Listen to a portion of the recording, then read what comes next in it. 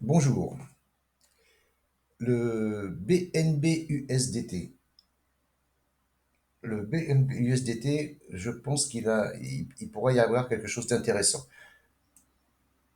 Quoi qu'il en soit, j'ai deux scénarios, mais un seul objectif. L'objectif, c'est les 641,50, 644,88. Pour moi, je pense qu'il reviendra péter ce plus haut là. Vous voyez cette zone d'égalité là.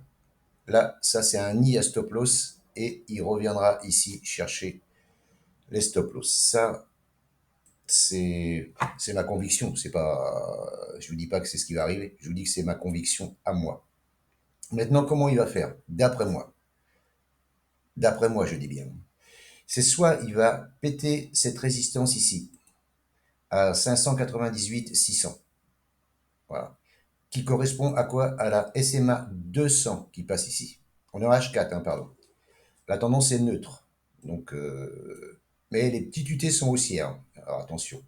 S'il pète cette résistance et la SMA 200, qui est à 600, 672 à l'instant là, je pense que c'est possible qu'il remonte déjà dans un premier temps ici à 615, 618 sur ce plus haut ici, et ensuite à l'objectif que je me suis fixé, 641, 644. Par contre, s'il redescend ici, dans la zone d'or que j'ai tracée ici, je la retrace ici, hop, cette jambe de hausse, voilà. Donc s'il redescend ici et qu'il donne un setup d'achat, pareil, achat ici, et là, objectif le même. Voilà.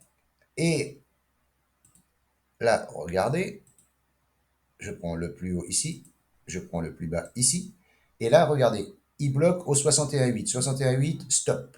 Ta, ta, ta, ta, 61,8, et là, il va revenir travailler les 61,8, et c'est là que ça va être intéressant. S'il casse les 61,8 et la SMA 200, là, ouais, on peut viser directement les 641.